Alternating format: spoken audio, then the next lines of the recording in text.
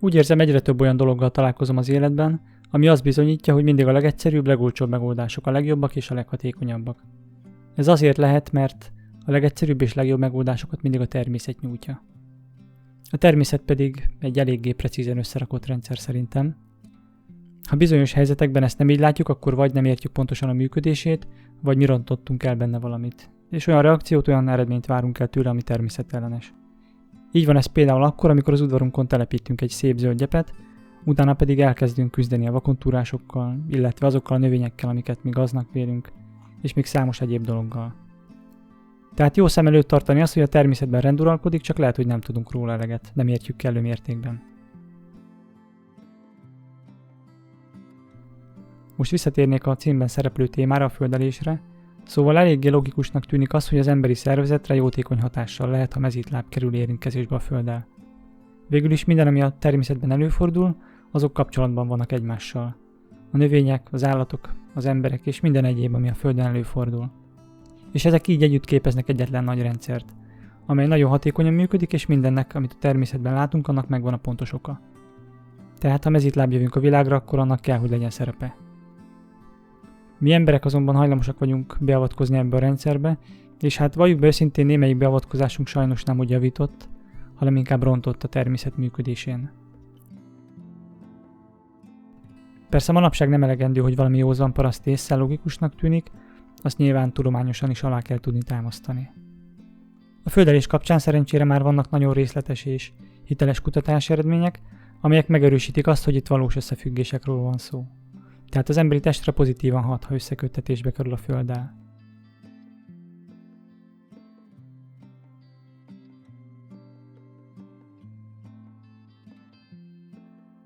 Szóval a földelés jótékony hatásának tudományos háttere nagyon leegyszerűsítve úgy szól, hogy a föld negatív potenciálja olyan bioelektromos környezetet biztosít, ami a test normál működéséhez szükséges.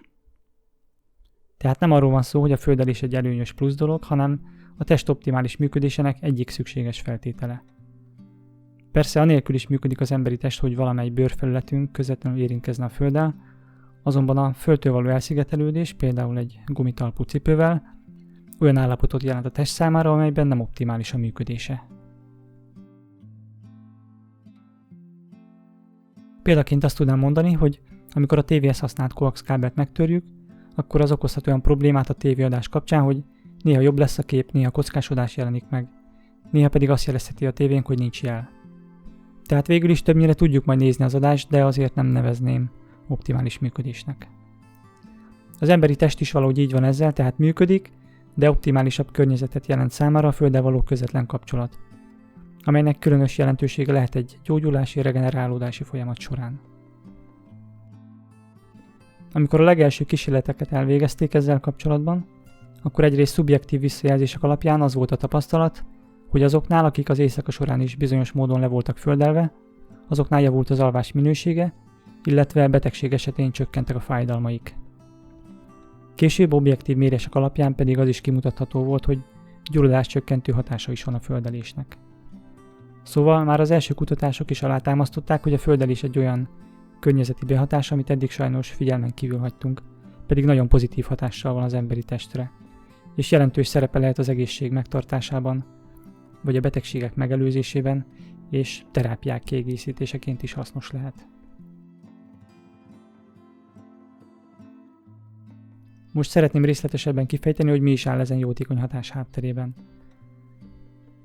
Az emberi test által felvett elektronok egyik leglényegesebb hatása az, hogy az antioxidáns molekulák elektronjai semlegesítik a reaktív oxidánsokat, vagy ismertebb nevükön a szabadgyököket. Ezek a szabadgyökök részt vesznek a testi immunválaszában és a gyulladással kapcsolatos folyamatokban. Tehát azáltal, hogy bőrünk közvetlen kapcsolatba kerül a földdel, elektronok áramolnak be a testünkbe, amelyek semlegesítik a szabadgyököket, így csökkentve az akut és krónikus gyulladásokat. Továbbá a Föld elektromos potenciáljának oszcillációja, vagyis változása fontos a napi biológiai óra szabályozása kapcsán is. A földelés hatásainak kapcsán kiemelt fontosságúak voltak azok a kutatások, amelyek konkrét mérési eredményeket tartalmaztak. Ilyen volt például az a 2006-ban megjelent publikáció, amelyet Gaetan Chevalier kutató jelentetett meg. Kísérletei során EEG EMG és BVP méréseket alkalmaztak a földelés hatásainak vizsgálatához. Az EEG, elektroenkefalográfia, ez ugye az agyi elektromos aktivitás mérésére alkalmas módszer. Az EMG, elektromiográfia, ez az izmokban lezajló elektromos tevékenységek mérésére alkalmas módszer. A harmadik pedig a BVP, amelyik a pulzusszám mérésére alkalmazott módszer. A BVP rövidítés az angol Blood Volume Pulse elnevezésből adódik. Az eredmények azt mutatták, hogy földelés hatására csökken a stresszint és csökkennek az izomfeszültségek. Továbbá eltolódás látszik a vegetatív idegrendszer működésében, mégpedig szimpatikus működésről átvált paraszimpatikus működésre. A szimpatikus idegrendszer egy stressz helyzetben aktívabb, a paraszimpatikus pedig nyugalmi helyzetben. Szintén Gaetan Chevalier 2010-ben megjelent kutatásai kitértek a pulzusszám, a légzésszám, a véroxidáció, vérfolyási index és bőrvezető képességének mérésére. A dupla vak vizsgálatok során végzett mérések azt mutatták, hogy földelés hatására többféle változás is történik az emberi testben. A földelést követően a bőrvezető képessége például azonnal néhány másodpercen belül csökken. És ez az érték a földelés lekapcsolása után azonnal elkezdett nőni. Továbbá a földelést követően a légzésszám nőtt, és érdekes módon ez a hatás a földelés lekapcsolása után is fennállt. A következő paraméter a véroxidációja, ez az érték a földelés során lecsökkent, a földelés lekapcsolása után pedig drasztikusan elkezdett nőni. Végül pedig a pulzusszám és a vér átfolyási sebessége szintén megnőtt a földelési periódus végére. A földelés lekapcsolása után pedig ez a hatás szintén megmaradt. Az, hogy a bőrvezető képessége azonnal elkezdett csökkenni, ez azt mutatta, hogy a paraszimpatikus idegrendszer nagyon gyorsan aktiválódik. És ezzel egy időben a szimpatikus rendszer deaktiválódik, ami azt jelenti, hogy kikapcsol, vagy legalábbis kisebb mértékben működik. A megnövekedett légzésszám, a vér oxidációjának stabilizálódása és a pulzusszám enyhe növekedése pedig arra utalt, hogy egy metabolikus, tehát helyreállítási vagy gyógyulási reakció indul be, amely megnövekedett oxigénfogyasztással jár.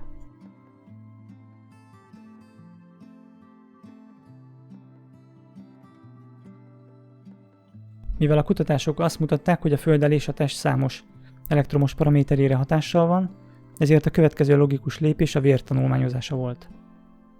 A vizsgálatok kiterjedtek a vér zéta potenciáljának mérésére és a vörös vértestek összetapadására. A zéta potenciál egy olyan jellemző, amely szorosan összefügg a vörös vértestek felszínén lévő negatív töltések számával. És minél több negatív töltés található rajta, ez a zéta potenciál annál nagyobb lesz. De miért is fontos ez a zéta potenciál? Azt tudjuk, hogy az azonos töltések taszítják egymást, a különbözőek pedig vonzzák. Tehát ha a testünkben lévő vörös vérsejtek felszínén negatív töltések vannak, akkor azok taszítani fogják egymást. És minél nagyobb mennyiségű ez a negatív töltés, annál nagyobb lesz ez a taszító erő két vörös vértest között. Ez azt fogja jelenteni, hogy nem tapadnak össze. Tehát a vérünk kevésbé lesz hajlamos alvadásra, vérrögképződésre. Úgy is lehetne mondani, hogy a vérfolyási képessége nő, ami azt eredményezi, hogy könnyebben eljut bárhová a testünkben. Ezt megerősítette egy 2013-ban publikált cikk, mely szerint a test földelése egy természetes, biztonságos és nagyon hatékony módszere az zéta potenciál növelésének.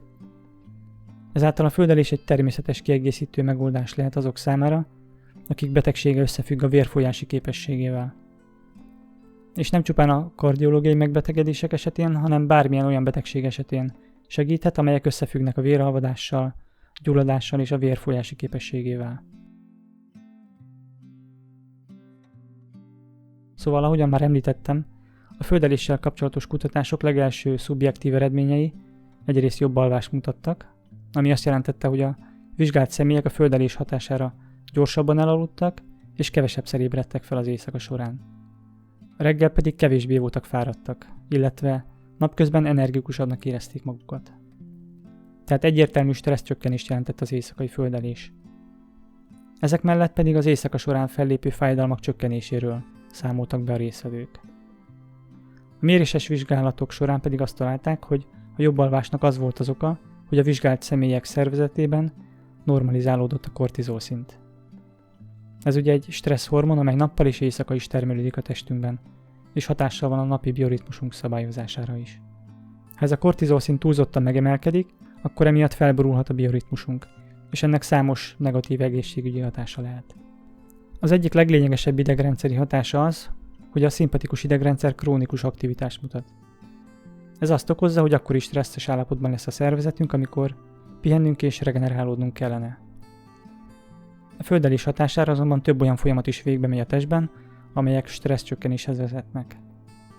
Egyrészt az idegrendszer átvált paraszimpatikus működésre, illetve javul a szívritmus változási képessége, és normalizálódik az izmokban lévő feszültség.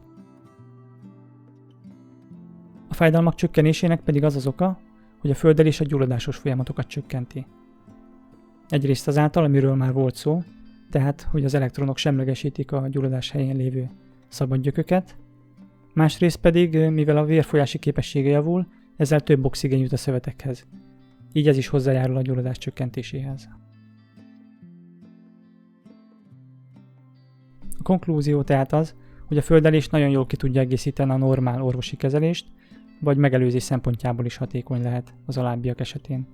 Krónikus stressz, idegrendszeri diszfunkció, gyulladás, fájdalom, rossz alvás, szívritmus problémák, fokozott véralvadékonyság, szív- és érrendszeri betegségek. Ha figyelembe vesszük azt, hogy milyen sok pozitív hatása van a földelésnek, akkor azt kell mondjam, hogy a földelés egy ugyanolyan alapvető eleme kell legyen az egészségnek, mint a napsütés, a tiszta levegő és víz, a tápláló ételek és a fizikai aktivitás.